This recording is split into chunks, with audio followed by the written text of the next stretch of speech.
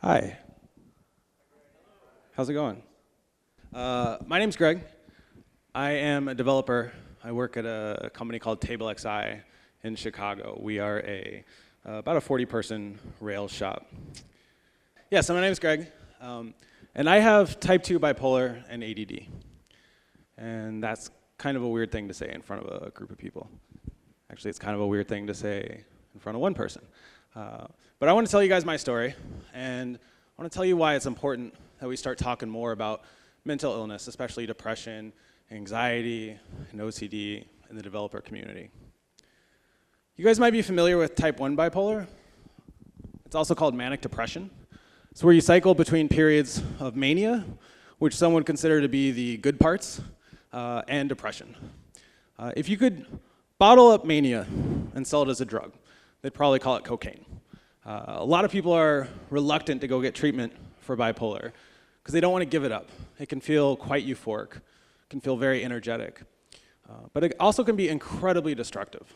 People make a lot of decisions during periods of mania that ruin finances, they ruin relationships. In type 1 bipolar, you can cycle between the highs and lows in several times during a day. It's called rapid cycling.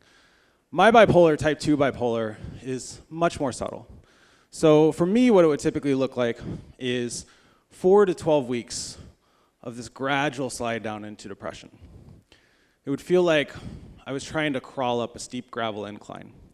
And no matter how hard I spun my wheels, I just couldn't make any progress. I would just keep sliding further and further down into the pit. But then one day, I'd get this huge burst of energy. And sometimes I could tell that something triggered it. Often it happened for no apparent reason.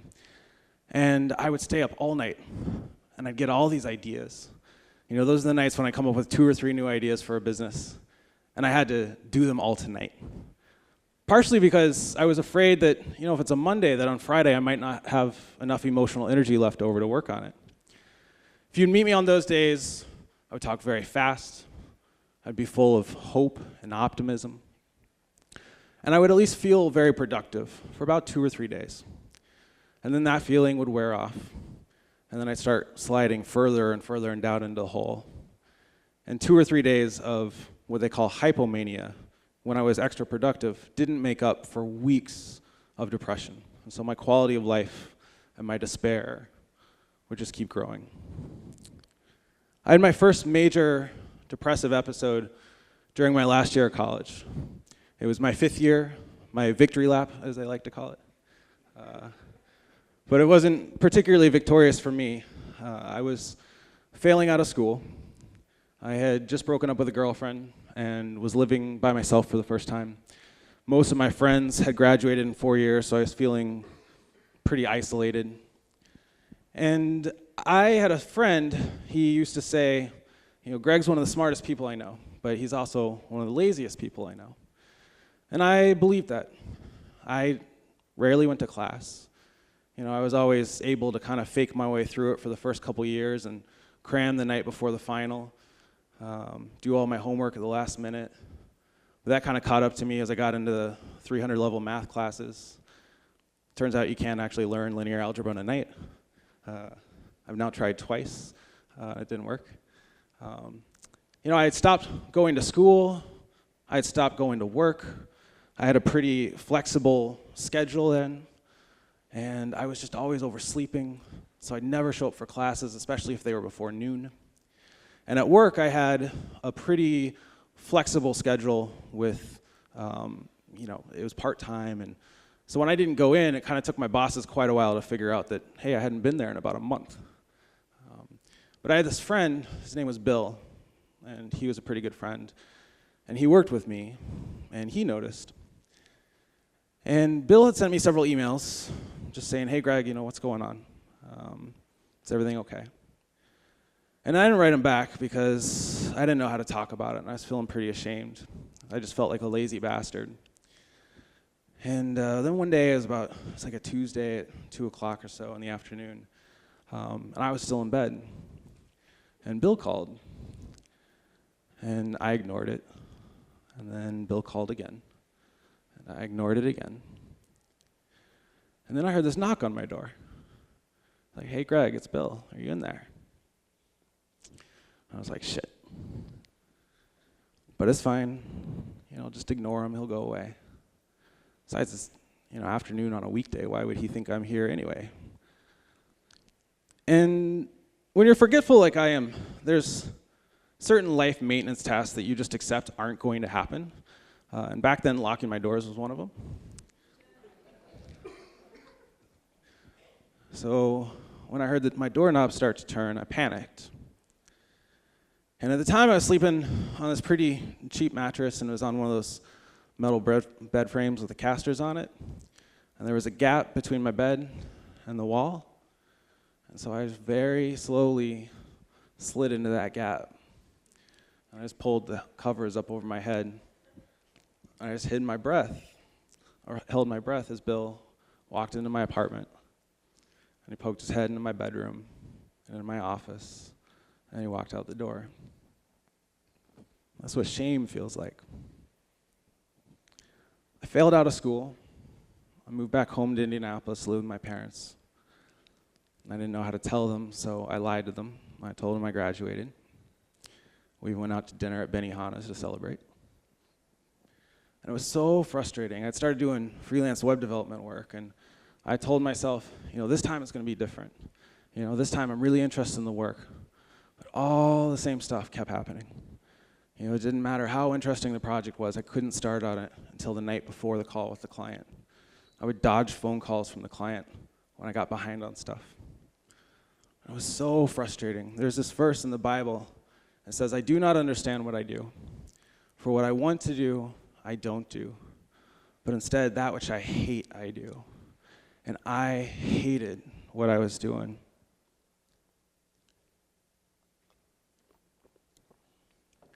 So one night, in desperation, I went to the place that you go when you have questions about life that seemingly have no answers, and I Googled it. And I Googled chronic procrastination. And it wasn't long before I started reading about adult attention deficit disorder, or ADD. And I had always joked that maybe I have ADD, but I never meant it, because ADD is what lazy people say they have when they don't want to try hard, and that's not me. But I started reading a lot about it, and I came across this book by a guy named Tom Hartman. It was called The Edison Gene.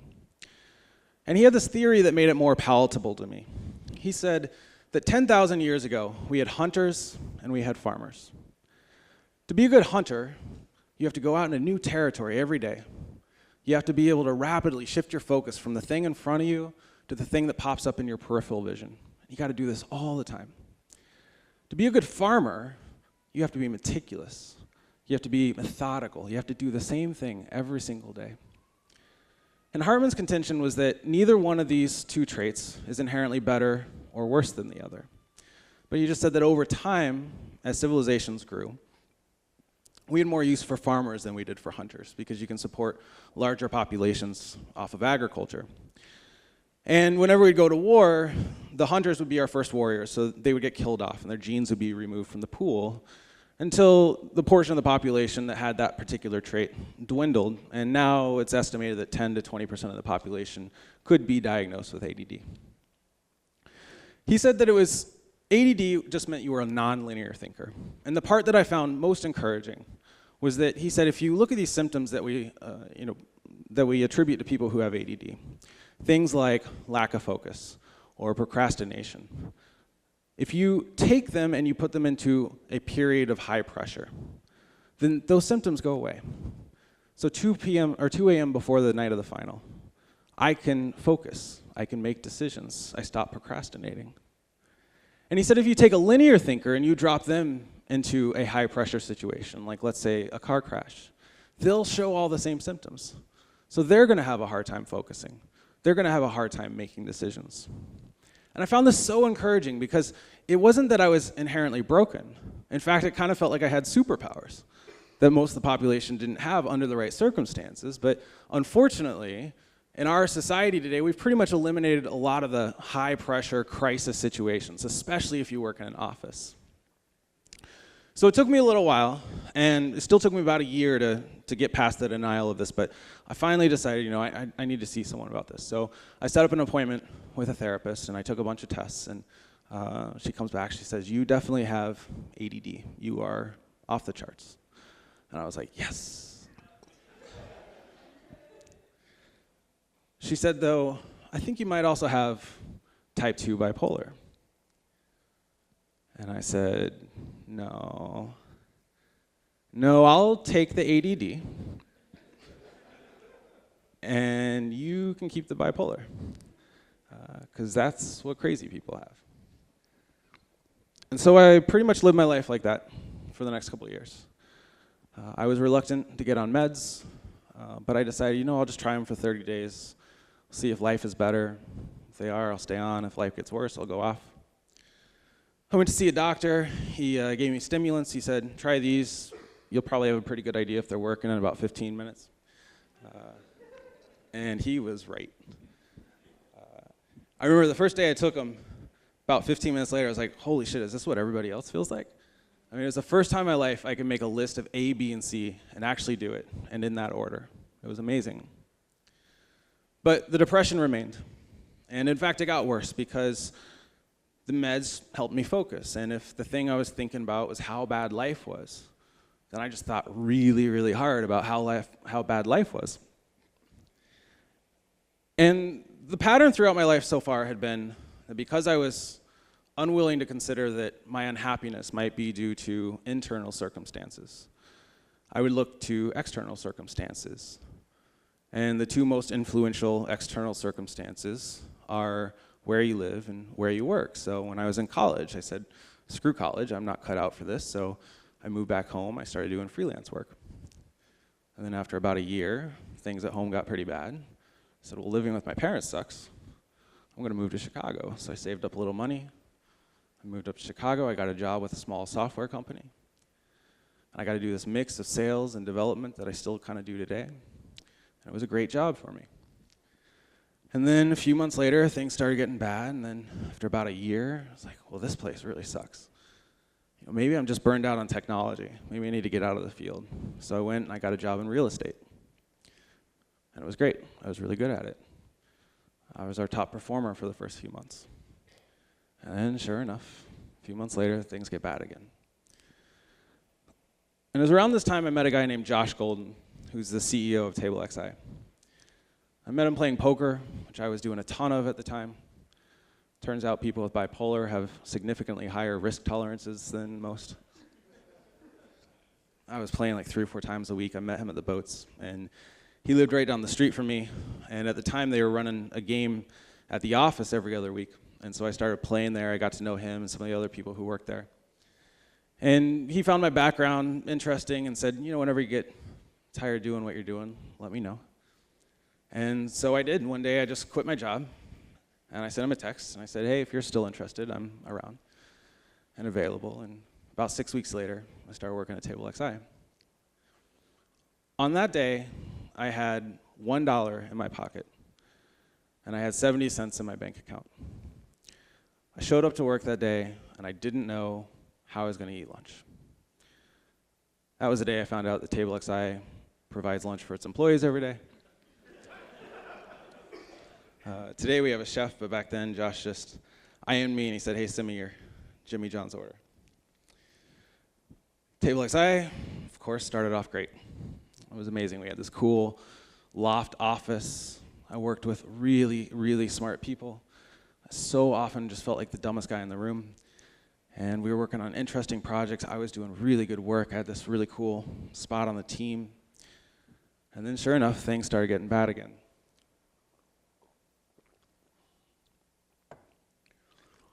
It got to the point where I was dropping the ball every time I was putting my hands. I had weeks in a row where I didn't show up till 2 o'clock every day. And then things finally came to the head one day when I had this big project that was due on a Friday, and it was totally in my court. And I had stayed at the office late every single night that week trying to get it done, and I just couldn't make any progress on it. And Thursday night, I stayed at the office till about 2 in the morning. I left defeated. I went home. I set my alarm. I said I'd wake up early. I didn't. I overslept my alarm like I was doing every day. And on that day, Josh was flying to Italy to propose to the woman who's now his wife. And he had called me a couple times and he couldn't get a hold of me. And he was only living right down the street. And I still don't lock my doors. So once again, I wake up, someone coming into my apartment in the afternoon when I'm still in bed, saying, "Hey Greg, are you in here?" And this time I couldn't hide from it. I set up an appointment with a psychiatrist that day. I finally had to face the fact that I had told myself, I don't know how to fix this, so I'm just going to isolate and contain the damage to myself. Even if I'm hurting, I'm just going to make sure that nobody else gets hurt. And you just can't do that. If you have friends, if you have coworkers, if you have loved ones, they go through this with you. So I see the psychiatrist and tell him my story. And he says, "Yeah, it sounds just like type 2 bipolar." He said, "You're lucky, though. We've got really good meds for that stuff."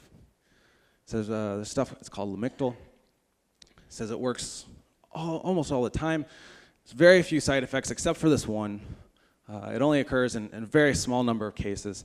You'll end up getting this life-threatening rash inside your anus.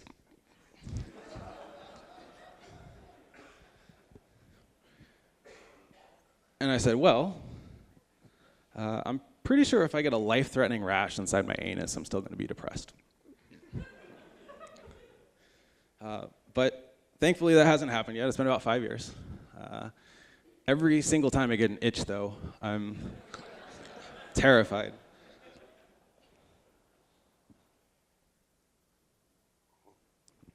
I am incredibly fortunate. The meds work pretty well. I've been pretty stable since. It's not to say that I don't still have days when I'm depressed. I do. Now they're days. They're not weeks or months. I had health insurance because TableXI didn't fire me, even though they had plenty of reason to. And about 4 hours after I set up that first appointment with a psychiatrist, I met my wife, Rachel, who's right down here. And she helped me climb out of the hole that I had been digging for years. A lot of people who have what I have are not nearly as fortunate. It's estimated that about 5% of the population has bipolar. 1 in 3 will attempt suicide at some point in their life. And 10 to 20% will die from it. It actually has a higher mortality rate than some forms of cancer. What does this have to do with you? These are some cherry-picked symptoms of bipolar and ADD. So hyperfocus. Sure, it's hard to get started on something, but once you get going, you can lock in on it. You work for 12 hours, you forget to eat, the whole world just blurs away. Racing thoughts is exactly what it sounds like. Pressured speech is when those racing thoughts try to escape through the small hole of your mouth. Social isolation. Irregular sleep patterns, especially onset insomnia, where it's difficult to fall asleep at night. It's impossible to wake up in the morning. Thoughts of grandiosity, thinking that the rules don't apply to you, thinking you can solve problems that have eluded mankind. If you are an adolescent or a young adult and you're suffering from these symptoms, then finding software development probably feels a lot like coming home. We accept the socially isolated. We tolerate irregular bursts of productivity. We accommodate people who have irregular sleep patterns. In fact, we actually seek out people who have thoughts of grandiosity. A lot of you guys probably know this quote that was used in an Apple commercial several years back. It says, "Here's to the crazy ones, the misfits, the rebels, the troublemakers, the round pegs in the square hole, the ones who see things differently. They're not fond of the rules, and they have no respect for the status quo. You can quote them, disagree with them, glorify or vilify them. About the only thing you can't do is ignore them because they change things. They push the human race forward. And while some may see them as the crazy ones, we see genius. Because the people who are crazy enough to think that they can change the world are the ones who do."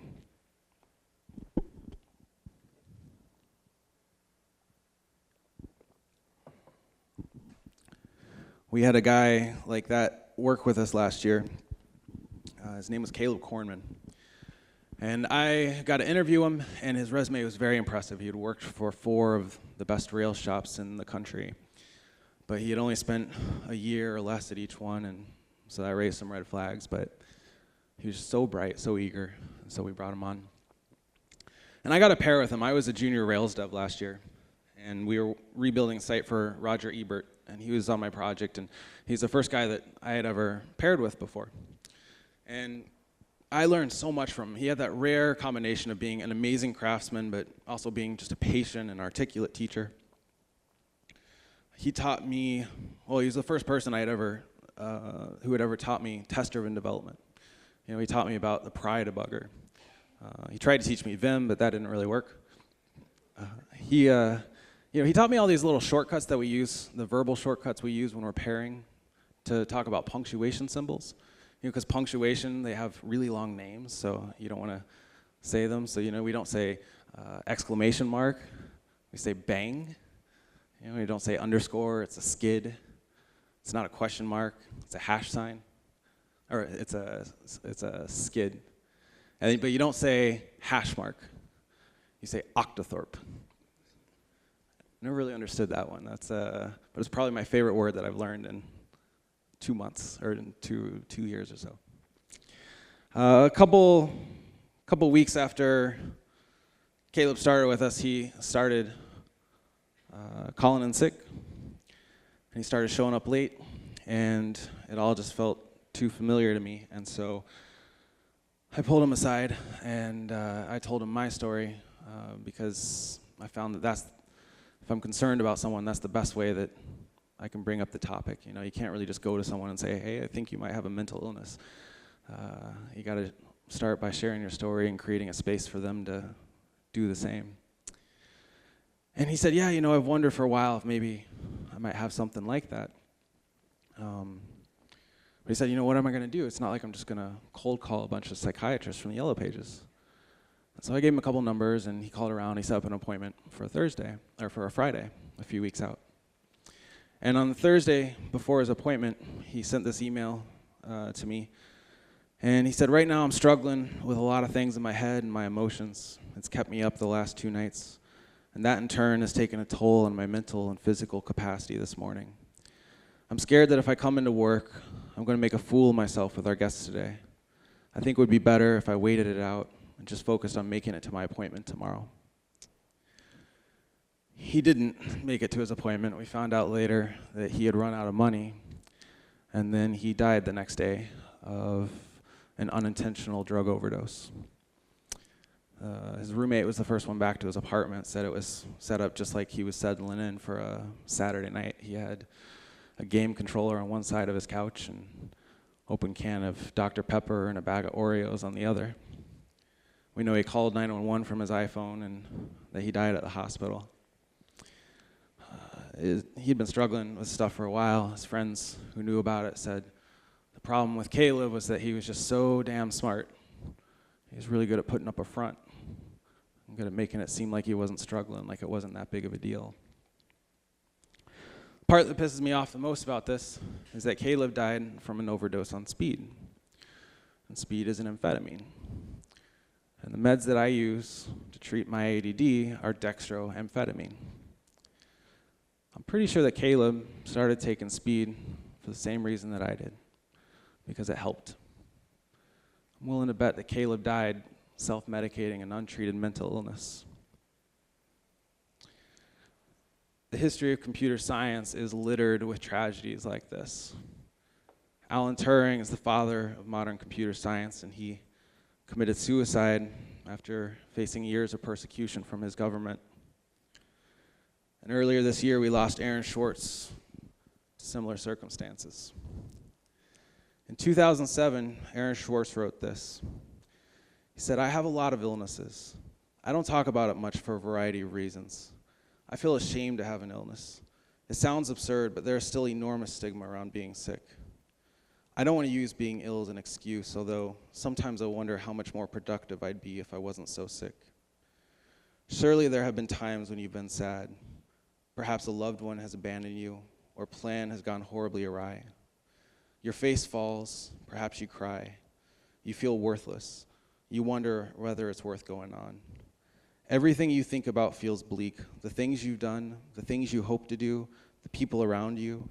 You lie in bed and want to keep the lights off. Depressed mood is like that, only it doesn't come for any reason, and it doesn't go for any either. Go outside and get some fresh air or cuddle with a loved one, and you don't feel any better, only more upset at being unable to feel the joy that everyone else seems to feel. Everything gets colored by the sadness. Depression causes nearly half of all disability. It affects 1 in 6 and explains more current unhappiness and poverty. Sadly, depression, like other mental illnesses, especially addiction, is not seen as real enough to deserve the investment and awareness of conditions like breast cancer, which affects 1 in 8, or AIDS, which affects 1 in 150. And there is, of course, the shame.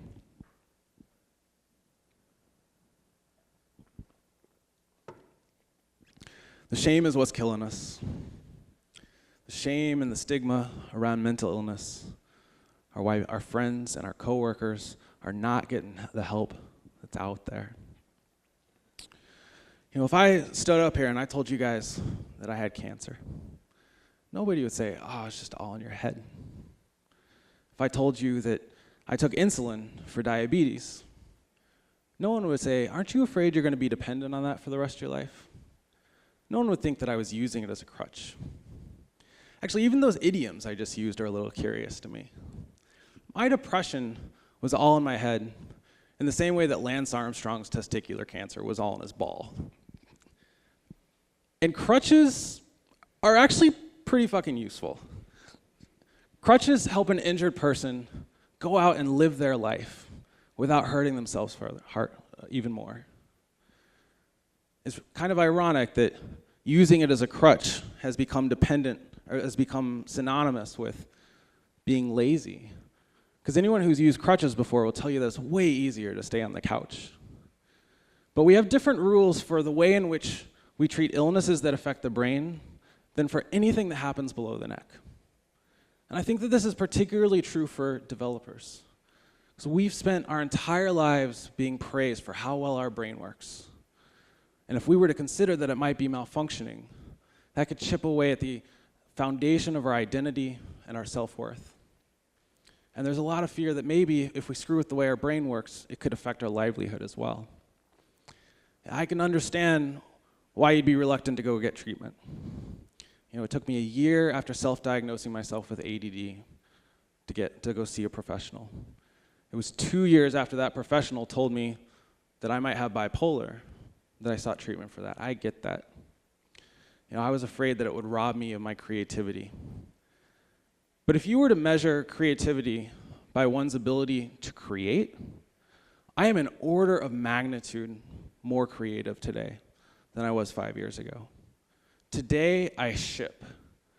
Today, I can start on a project, and I can put in a little bit of work every day on it and know that eventually I'll get there. For the first time in my life, the folder on my computer of projects that I've completed is bigger than the folder of projects that I started one night and then abandoned. There's a lot of stigma around seeing a therapist, and that's unfortunate. Tiger Woods had a coach. Michael Jordan had a coach. A therapist is an objective third party whose job is to learn your goals and help you figure out how to get there. That's it. And just as an aside, if any of you are married, I highly recommend seeking marital counseling, even if there's no acute problems. It's like you get a fight with a referee in the room. It's amazing. I know even if you don't have issues, I'd say go seek it out. You will have issues if you're married. You might as well get on top of them before they pop up. Rachel and I have been seeing someone for about 2 years, and it's been incredibly, incredibly helpful.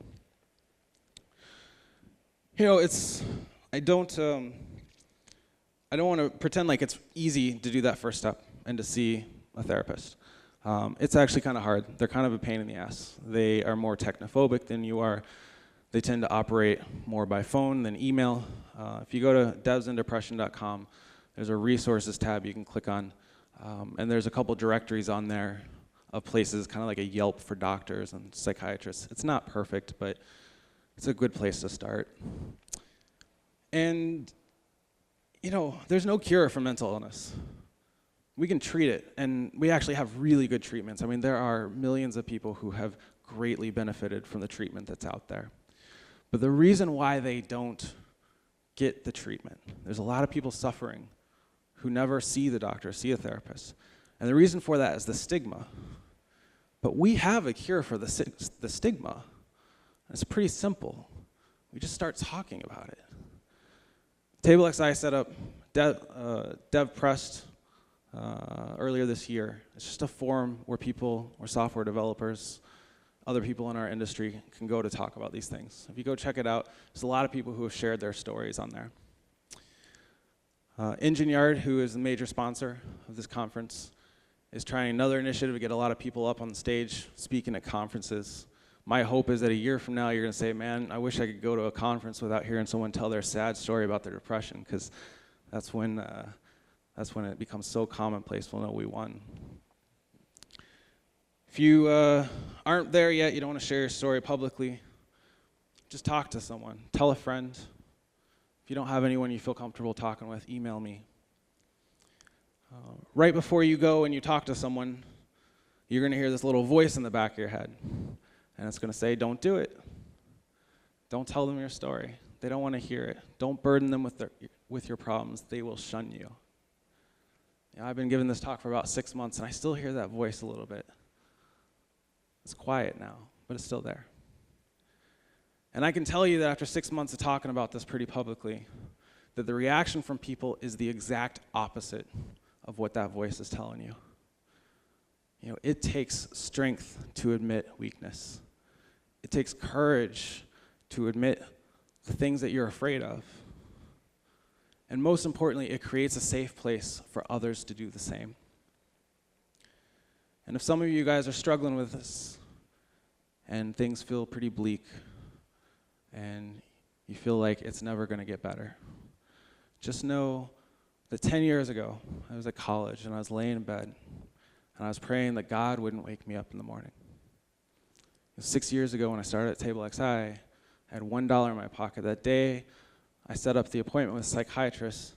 I had no hot water because our gas had been shut off, and we didn't have enough money to get it turned on. Last month, I celebrated my 6-year anniversary with TableXI. Before that, I'd never kept a job for more than a year. And I met my beautiful wife. We've been married now for 3 years. Things get better. We just need to start talking about it more. Thank you, guys.